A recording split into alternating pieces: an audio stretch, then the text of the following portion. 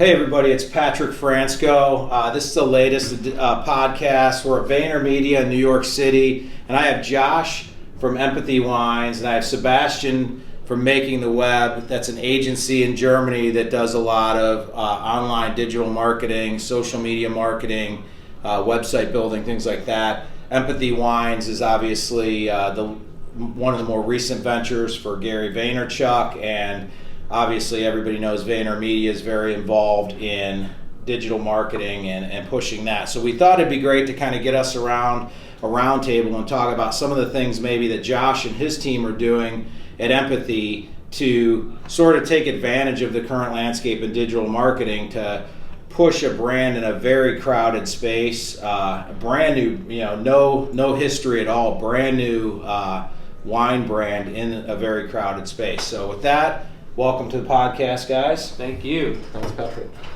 So Josh, I guess I'll just kick it off with what are some of the things. Obviously, the wine business is an extremely competitive space and a very crowded space. How do you even begin as you're entering a space like that to differentiate yourself?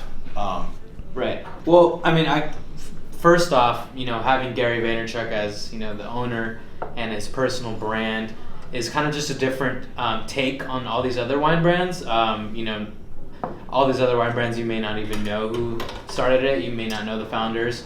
That's another thing with us. We like to incorporate Nate and John, the other two co-owners, besides Gary, into the brand. And since we're all kind of doing this through Gary's philosophy of marketing, we can pretty much easily post really whatever we want, and there isn't we have a guideline of staying within the brand and the brand language, and trying to keep the brand associated with a specific image and thought that comes to mind. But yeah, I mean, just starting now, we're fortunate that we have social media on our leverage, and yeah, I guess Gary has been a huge help as well, and getting the marketing out there, getting the name out there. Now, how? Because again, a lot of the people who are listening to this podcast have smaller companies, and they may be in a very competitive market as well, and they're trying to find a way without maybe a Gary Vaynerchuk behind them to separate their brand and to create a space. Did you guys go into Empathy when Nate and Gary, those guys sat down? Did they go into the process saying this is what the space we want Empathy to occupy in the wine business, or did you guys say first and foremost, obviously the product's got to be good, we want to make a great wine, and then sort of figure out what space it's going to occupy within the industry once you were there? Yeah, I mean, we did kind of just we started it, and we kind of went as we learned and adapted as we went. Of course, Gary has his demographics of entrepreneurs and people seeking to grow and self-development and stuff. So that's kind of what the first demographic was pretty much Gary fans. Yep. At first, and now we're trying to grow the brand further than just Gary Vaynerchuk's wine brand. Absolutely. I think that's a great follow-up too, because obviously having the advantage of Gary allows you to get out of the gate fast and sort of get some initial traction with a brand that you might not be able to get otherwise. But obviously for the brand to thrive long term, it's got to become more than just fans of Gary Vaynerchuk. Exactly. And I think you guys probably right now are at that point where you're really trying to say, we want to cross over. And the product, by the way, if anybody hasn't purchased, you should definitely get on the Empathy website and do that. I'm not even a fan of white wine and rosé. I drink mostly red, but I actually really like their rosé and white, so I would say definitely check it out. So the product is there, but that being the case, I mean, most people, when you think about picking a wine, there's so many to choose from. So crossing over to somebody that maybe isn't even familiar with Gary and making Empathy stand out is going to be a challenge. I know you guys obviously have the wherewithal of Vayner kind of behind you, but what are some of the strategies you guys are planning to implement to kind of cross that bridge? Sure. Yeah, so definitely the product is first, right?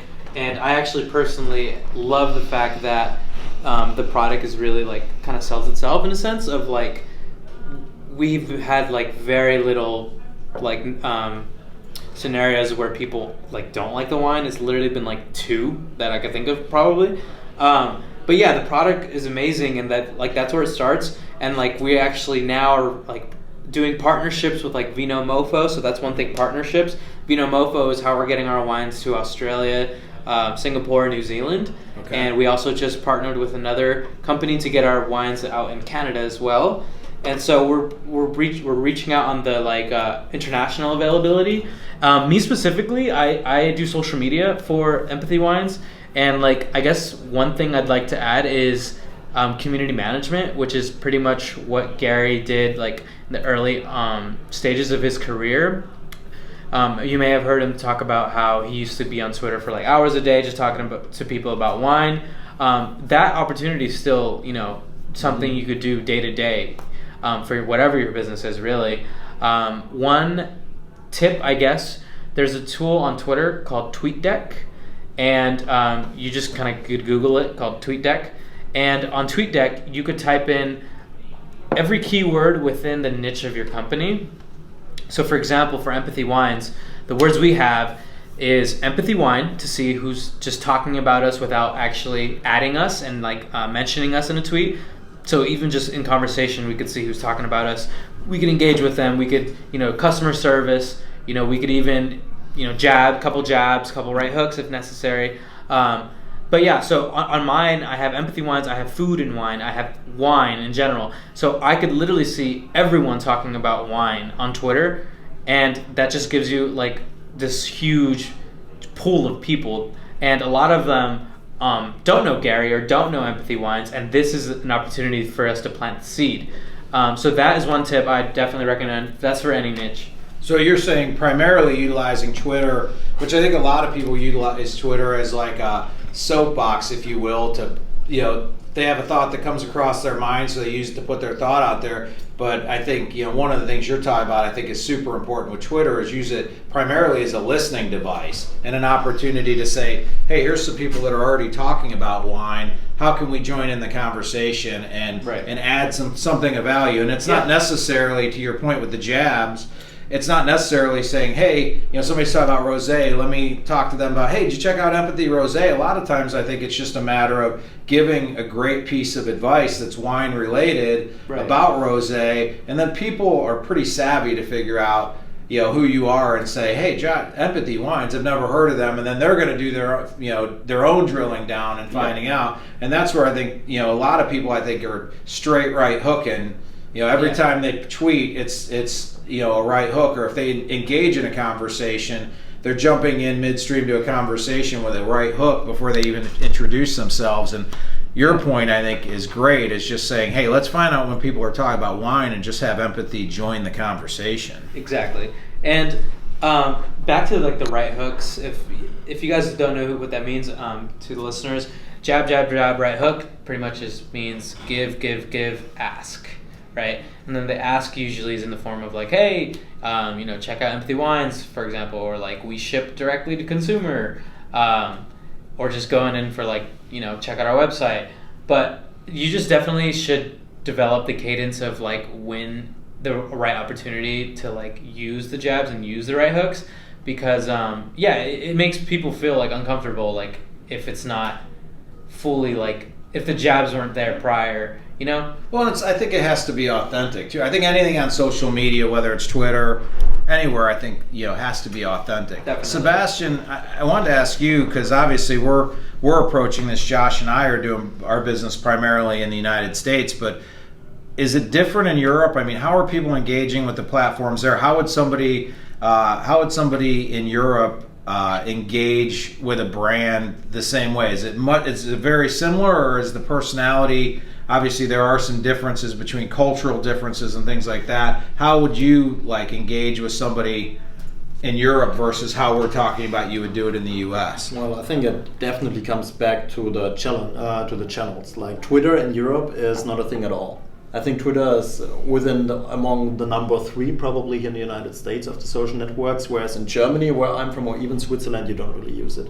So my question would rather be, what's the second most important social network for Empathy Wines in your opinion? Is it Instagram? I didn't say Twitter is the first important. I was just throwing that in there. following along his question. But definitely Instagram. But it's all based off your demographics, really. Okay. Like, what is your target But audience? then you don't really sell in Europe right now, do you? No. We have Australia, New Zealand, and Singapore. Okay. Yeah. You have a plan on coming to Europe or Germany? I think so. Yeah. I I mean, hope so, we are working definitely. on more international availability, like I think. as each day goes on.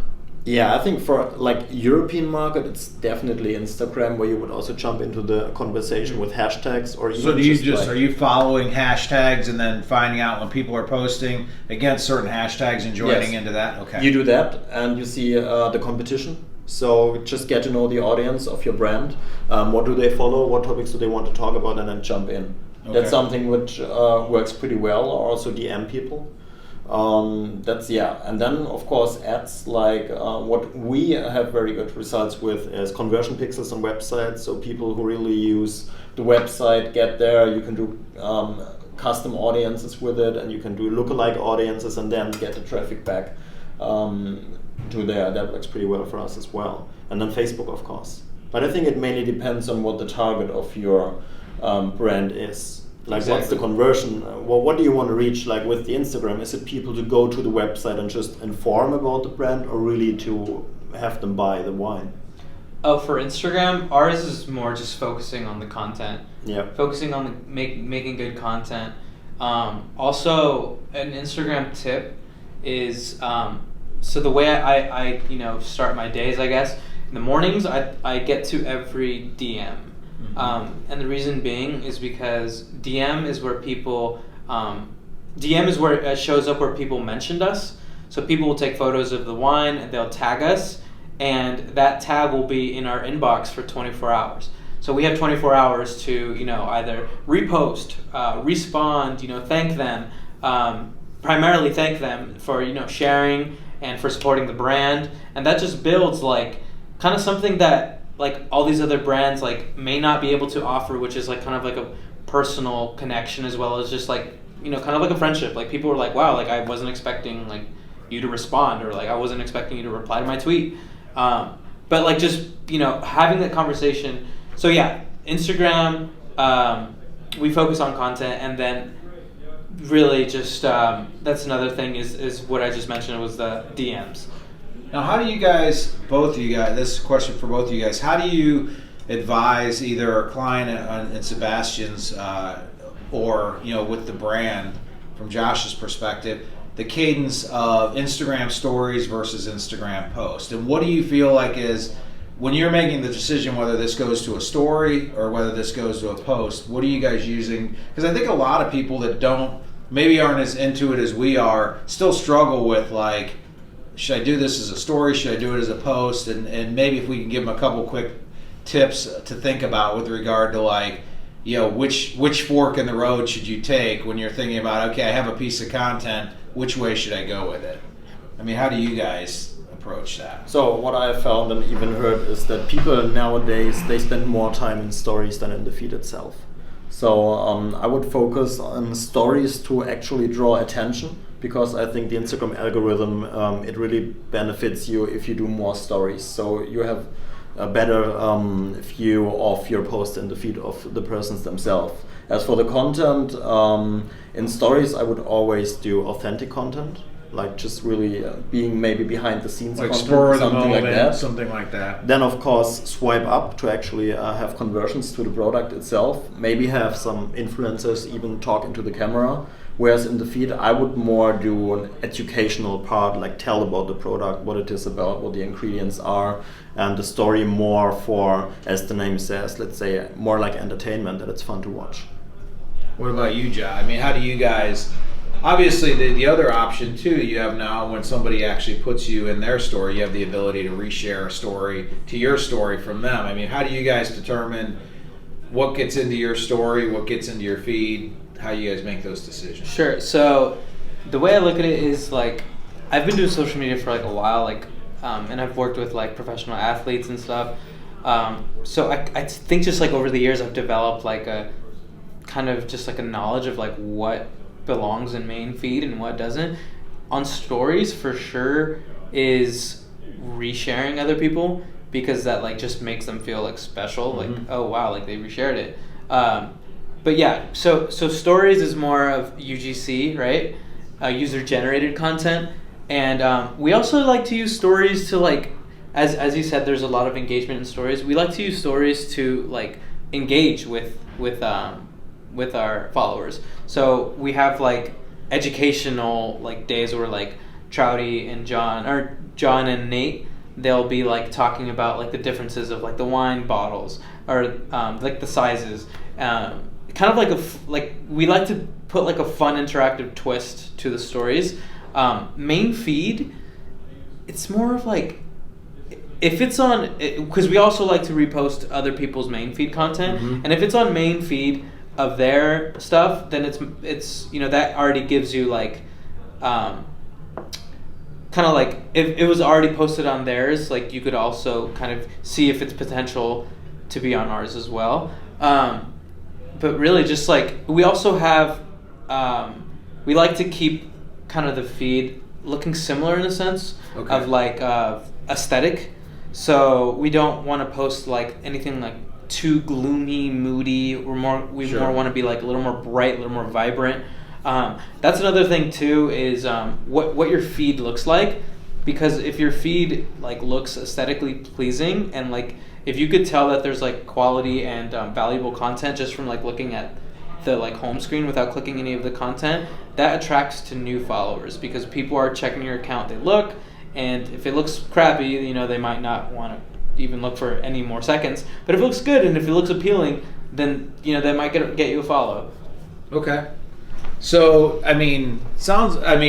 that's all. Those are all great tips because I do feel like when I talk to clients, a lot of times they do struggle with figuring out what to put in which area, and I think that utilizing it the way you guys are talking about, and I think that's a great tip, Josh, too, about like thinking about how your feed looks, not just each individual post, but thinking about how it looks when somebody looks at your main page. Yeah. And what does it look all disjointed, or does it look like it's all kind of a common type thing? It's interesting you were saying just like even not posting something that's like dark or gloomy because it doesn't really go with the brand you're trying to project. In our context, because it may not go with bright rosé summer day. Sure. Another thing too is photos that are in the square format perform better than like the like landscape photos. Yeah. So that's something to take into account. So like say you have a photo, you take it with your camera, like, and if it's not in like within the square of like the Instagram,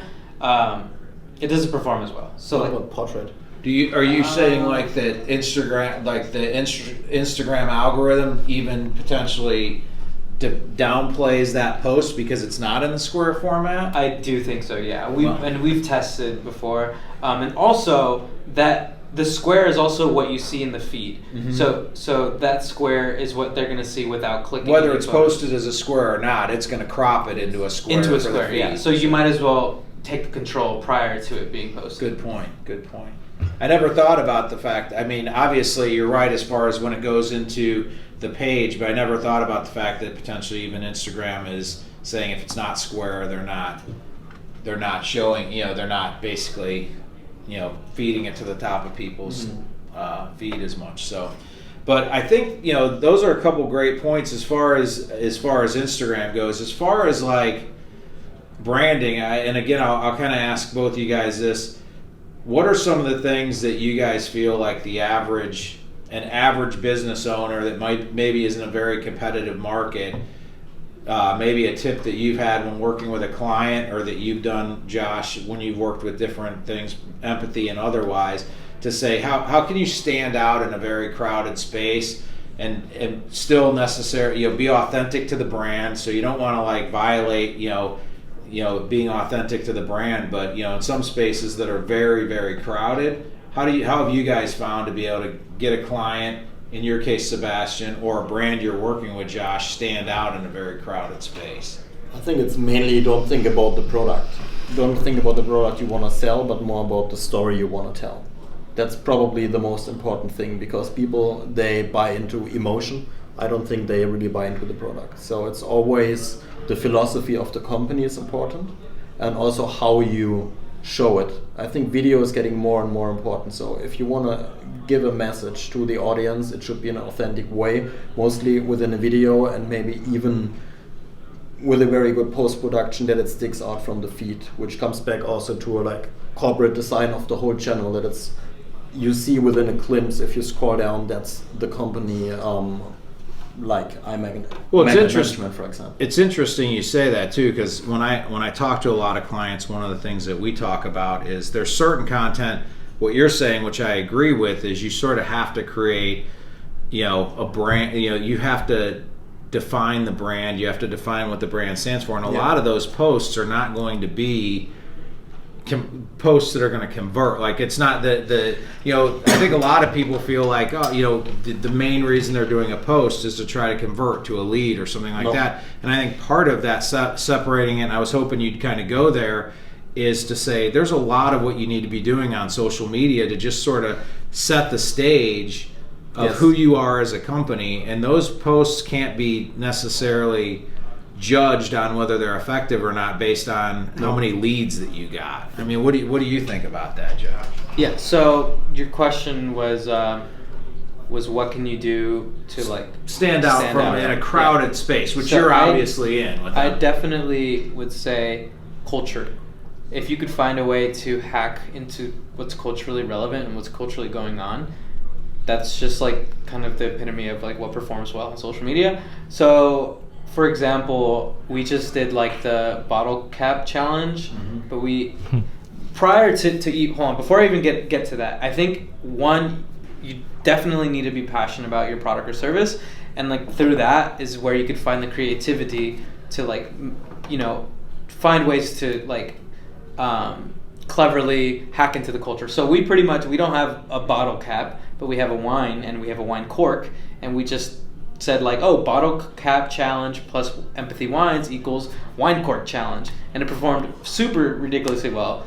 And and like everyone knows about that, and like there's like kind of just this thing going on in the zeitgeist of like, if you know what's going on, like you're also culturally in tuned as well. So doing that, did you see that piece of content? I saw it a little bit. I think I haven't seen. I probably haven't. So do you know what the bottle cap challenge is? Sure. Yep. You know what it is? Yeah. So we just did that pretty much, but like empathy wines version. How do you? This brings up a great point, though. I think because a lot of people understand trying to hack culture a little bit, but I've seen some brands try to do it and it just doesn't play well. It's like clearly not authentic to their brand. So how do you guys, when you're looking at like, okay, this is something going on that's culturally relevant and there's an opportunity to hack culture a little bit, in that situation, obviously there was a clear connection and it made sense, but I do see some brands stumble a little bit when they try to hack something that's going on culturally and it clearly doesn't just jive with their brand. It feels disconnected from who they are as a company. It feels like they're trying to hack culture. I think if it ever really works, I think it has to feel like it just comes from a real place. Like empathy was just already there and this just made sense, versus empathy seeing it as an opportunity and trying to fabricate something to take advantage. Does that make sense what I'm saying there? I mean, I think it still just comes back down to like being passionate about whatever you're doing, because that's how you'll be able to creatively hack culture. And then like, so I guess we already have like the cadence of like, there's some things we're not going to jump on in the culture, but like if you know your brand and you know your product, and if you know like what your brand is about, then you know where the creative outlets can be within the culture. So I mean, could you have an example of like where like someone tried to culturally do something and they just missed? I'm trying to think of one now on the spur of the moment. There's sometimes where I feel like there's brands that reach a little bit too much, and it's like it's something they're clearly trying to connect their brand with, but it's not really. It doesn't really resonate with who they are as a company. If it's a company that sells primarily to, just to give you some examples, a company that primarily, sells to people that are 40 to 60 in middle America, and they're trying to tie into something that's culturally relevant on the coasts, it doesn't feel like it resonates well with their audience. That just falls under like whoever's in charge of like the marketing and content. definitely, don't be doing something that's not within like the brand's culture as well. Sure. Well, I think that I appreciate your time today, Josh Thanks so and Sebastian. I think that hopefully some people got some really, some decent nuggets out of that with regard to, some of the things we talked about. Like specifically, I think one of the great things that Josh mentioned earlier too was just thinking about social media more as a listening channel as much as it is a posting channel. I think everybody uses it as basically a megaphone to blast out the message that they want, instead of looking at it as a place they can go and listen to the conversations that are taking place and figure out good ways to engage in those conversations. And it doesn't always have to be with the emphasis on trying to convert a sale. I think if you take care of the listening and engaging in conversations, you'll find that the sales start kind of taking care of themselves as a byproduct. And you also earn the right to have that opportunity to use what we were talking about earlier, which is a right hook. Then when you actually ask somebody to check out Empathy Wines, in your case, Josh, people are more inclined to do that because you've been part of the community, you've been engaging, and you haven't just showed up to basically try to sell them something. So, you guys have any final thoughts? I think selling always comes back to trust. And you can use social media to build trust or even to destroy trust. And everything starts by knowing your audience. So it's always listening first. And after, I think it's about producing content. But you have to know who you're talking to, then build a brand. And the sales is in the very end. But should not be the main objective of like an Instagram or brand building channel. Yeah, and I'd also say test the market.